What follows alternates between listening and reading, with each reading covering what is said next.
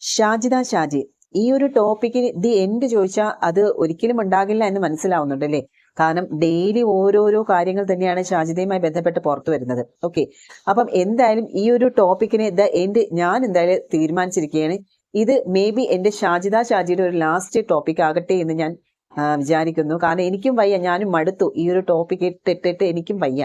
ഇനി കണ്ടന്റിന് വേണ്ടിയാണോ എന്ന് ചോദിച്ചാൽ ഇല്ല, കാരണം ഞാൻ ഓൾറെഡി ഷാജിദയെ കുറിച്ച് വീഡിയോസ് ചെയ്തിട്ടുണ്ടായിരുന്നു. അപ്പൊ അതിന്റെ തുടർച്ച എന്നുള്ള രീതിയിലാണ് എനിക്കൊരു കാര്യം കിട്ടിയപ്പോൾ ഞാൻ അത് നിങ്ങളെ ഷെയർ ചെയ്യാമെന്ന് വിചാരിച്ചത്. കാരണം ഞാൻ ഈ ടോപ്പിക് ചെയ്തിട്ടില്ലായിരുന്നെങ്കിൽ ഞാൻ ഇത് മൈൻഡേ ചെയ്യില്ലായിരുന്നു. ഓക്കെ, അപ്പം എന്തായാലും ഇതിന്റെ ഒരു ലാസ്റ്റ് ഷാജിദ ഷാജിയെ കുറിച്ചുള്ള ഒരു ലാസ്റ്റ് വീഡിയോ ആണെന്ന് തന്നെയാണ് ഞാൻ വിശ്വസിക്കുന്നത്. ഇനി എനിക്ക് വയ്യ, ശരിക്കും പറഞ്ഞാൽ ഞാനും മടുത്തു, ഈ കേട്ടുകൊണ്ടിരിക്കുന്ന നിങ്ങളും മടുത്തു എന്ന് എനിക്കറിയാം അല്ലേ? അപ്പം നമ്മൾ കഴിഞ്ഞ ദിവസം തന്നെ കണ്ടായിരുന്നല്ലോ, ഷാജിദ തന്നെ വീഡിയോയിൽ മറ്റേ ഏതോ ഒരു റംനുവിനെ കുറിച്ചൊക്കെ വീഡിയോ ചെയ്തിട്ടുണ്ടായിരുന്നു. അവരുടെ സമ്മതമില്ലാതെ അവരുടെ ഫോൺ നമ്പർ തന്നെ ഷാജിദ ഇങ്ങനെ ലീക്ക് ചെയ്തത്, അതായത് വീഡിയോയിലോട്ട് എക്സ്പ്രസ്, അത് വേണമെങ്കിൽ അത് ഹൈഡ് ചെയ്തിട്ട് അവർക്ക് അവരുടെ വോയിസ് റെക്കോർഡും കാര്യങ്ങൾ ചെയ്യുന്നതിന് പുള്ളിക്കാരത്തേക്ക് ഒരു പ്രശ്നമൊന്നുമില്ല. പക്ഷേ ആ ഒരു ഫോൺ നമ്പർ ഹൈഡ് ചെയ്യാമായിരുന്നു. അത് സ്വാഭാവികമായിട്ടും ആർക്കും ചിന്തിക്കാവുന്ന, ഷാജിദ അത് ചെയ്യേണ്ടതാണ്. ഇതാണ് ഷാജിദയുടെ കുഴപ്പം. എന്ത് ചെയ്താലും എടുത്തു ചാടിയാണ് ഓരോ കാര്യങ്ങൾ ചെയ്യുന്നത്. അവിടെ ചിന്തിക്കത്തില്ല ഇനി വരുന്ന ആ ഒരു ഭവിഷ്യത്ത് എന്താണെന്ന് ഈ ഷാജിദ ഒട്ടും ചിന്തിക്കുന്നില്ല. കാരണം ഇപ്പൊ എന്തെങ്കിലും ഒരു പെട്ടെന്ന് റിയാക്ട് ചെയ്യുന്ന ഒരു കുട്ടിയാണെന്നുള്ള രീതിയിലാണ് എനിക്ക് തോന്നിയിട്ടുള്ളതാണ് കേട്ടോ. ആ രീതിയിലുള്ള കുറെ മണ്ടത്തര കാര്യങ്ങൾ തന്നെയാണ് ഇപ്പൊ സംഭവിച്ചിരിക്കുന്നത്.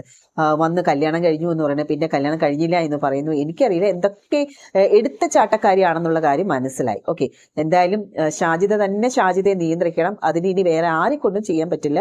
അത് ഷാജിദയുടെ ഇഷ്ടപ്രകാരം. അപ്പം ഞാൻ ഇത് പറയാൻ വന്നതെന്ന് വെച്ചാൽ, ഷാജിദയുടെ ആദ്യ ഭർത്താവില്ലേ, ഹസ്ബൻഡ് സൂയിസൈഡ് ചെയ്ത കാര്യമൊക്കെ അറിയായിരുന്നല്ലോ.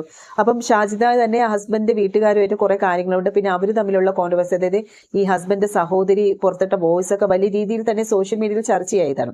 അപ്പൊ കുറെ നാൾ കൊണ്ട് തന്നെ നമ്മൾ ഈ വീഡിയോ ചെയ്യുന്നത് കൊണ്ട് തന്നെ അപ്പം ഷാജിദയുടെ ഹസ്ബൻഡ്, അതായത് ആദ്യ ഭർത്താവിന്റെ ബന്ധത്തിലുള്ള ഒരു പയ്യൻ, ആ പയ്യനാണ് മെസ്സേജ് ചെയ്തിരിക്കുന്നത്.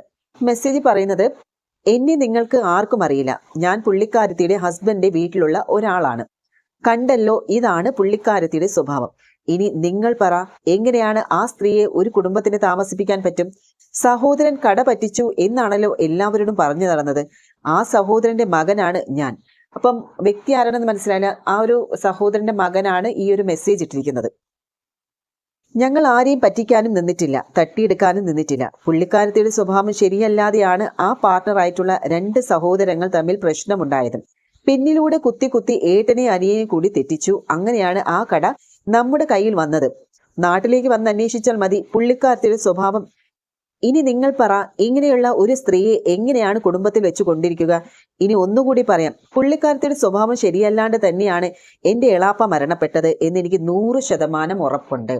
അപ്പം ഈ ഒരു പയ്യൻ പറയുന്നതല്ലേ, ഈ ഒരു ഷാജിദയുടെ സ്വഭാവം കൊണ്ട് മാത്രമാണ് അവരുടെ ആദ്യ ഹസ്ബൻഡ് സൂയിസൈഡ് ചെയ്തു എന്നും, കാരണം അവരുടെ ബന്ധത്തിലുള്ള ഒരു കുട്ടി തന്നെയാണ് ഈ ഒരു മെസ്സേജ് ഇട്ടിരിക്കുന്നത് കേട്ടോ.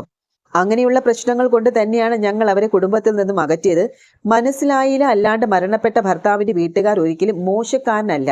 ഞാൻ ഭർത്താവിന്റെ വീട്ടിലുള്ള ആളാണ്.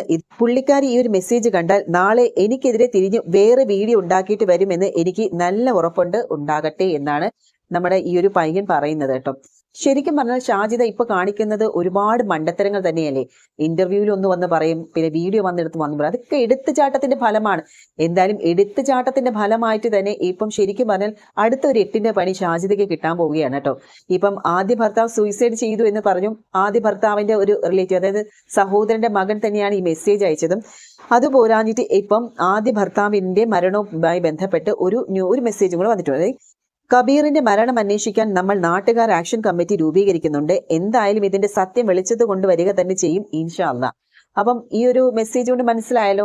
എന്തായാലും ഇത്രയും പ്രശ്നങ്ങളായതുകൊണ്ട് ഷാജിദ ഓൾറെഡി ഒരു 4 ആൾ അറിയുന്ന ഒരു വ്യക്തി തന്നെയില്ലേ.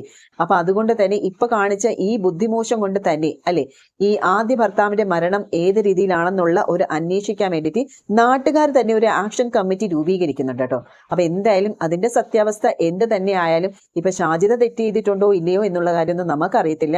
അത് എന്താണെങ്കിലും അത് എന്തായാലും അവരതിന്റെ സത്യാവസ്ഥ കണ്ടുപിടിക്കാൻ വേണ്ടിയിട്ട് ഒരു ആക്ഷൻ കമ്മിറ്റി രൂപീകരിക്കുമെന്ന് തന്നെയാണ് പുറത്ത് പറയുന്നത് കേട്ടോ. അപ്പൊ എന്തായാലും ഷാജിദ കാണിച്ച ഈ ഒരു എടുത്തുചാട്ടത്തിന്റെ ഫലം തന്നെയാണ്. ഓൾറെഡി പറഞ്ഞല്ലോ, വിവാഹം കഴിച്ചു എന്ന് പറയുന്നത് മറ്റുള്ളവരുടെ ശല്യം ഒതുക്കാൻ വേണ്ടിയിട്ട്. അതിന് ഈ ഒരു ഐഡിയ ഒന്നും വേണ്ടായിരുന്നു. നമ്മൾ സ്ത്രീകൾ വിചാരിച്ചാൽ മാത്രം മതിയല്ലേ. ഒരാൾ ശല്യപ്പെടുത്തുകയാണെങ്കിൽ അവൻ അവിടെ തെറ്റാണെങ്കിൽ അത് ഉടനെ നമുക്ക് ബ്ലോക്ക് ചെയ്യാലോ. ബ്ലോക്ക് എന്ന് പറയുന്ന ഒരു ഓപ്ഷൻ നമ്മുടെ ഫോണിലുണ്ട് ഇല്ലേ? അത് നമ്മുടെ കൈവിരലൊന്ന് ചലിപ്പിച്ചാൽ പോരെ. നമുക്ക് താല്പര്യമില്ല, നമ്മൾ ബ്ലോക്ക് ചെയ്യുന്നു, അത്രയേ ഉള്ളൂ. ആ നമ്പറിൽ നിന്ന് പിന്നെ വിളിക്കത്തില്ലല്ലോ. നെറ്റ് കോൾ ആയാലും ശരി, നെറ്റ് കോളും നമുക്കൊരു പരിധി ഉണ്ട് എന്നാണ് ഷാജിദ പറയുന്നത്. ഒരുപാട് നമ്പറിൽ നിന്ന് വിളിക്കുന്നത്. നമ്മൾ പറ്റാവുന്നത് അത്രയും ബ്ലോക്ക് ചെയ്യുക. ഇല്ലെങ്കിൽ ഭയങ്കര ശല്യമാണെങ്കിൽ എന്തിനാണ് ഈ പോലീസും സംവിധാനമൊക്കെ ഉള്ളത്? ഒരു കേസ് കൊടുത്താൽ പോരെ, അല്ലെങ്കിൽ സൈബർ സെല്ലിൽ കൊടുത്താൽ പോരെ, അവരത് നോക്കുമല്ലോ. എന്തായാലും ഒറ്റയ്ക്ക് കഴിയുന്ന ഒരു സ്ത്രീക്ക് എന്തായാലും ഒരു പോലീസിന്റെ സംരക്ഷണം ഉറപ്പായിട്ടും ഉണ്ടായിരിക്കും. അപ്പൊ ഒരുപാട് കാര്യങ്ങൾ നമുക്ക് ഇവിടെ ചിന്തിക്കാവുന്നതേ ഉള്ളൂ. അതൊന്നും ചെയ്യാതെയാണ് ഈ പൊട്ട ബുദ്ധിത്തരങ്ങളെല്ലാം കാണിച്ചതും. എന്താ പറയണത്, എന്തൊക്കെ ചെയ്യാൻ വേണ്ടിയിട്ട് തുനിഞ്ഞതാണ്. പക്ഷെ എല്ലാം കൂടെ തിരിച്ചടിച്ചപ്പോൾ ഷാജിദയ്ക്ക് 8ന്റെ പണി കിട്ടുന്ന ഒരു പരിപാടി.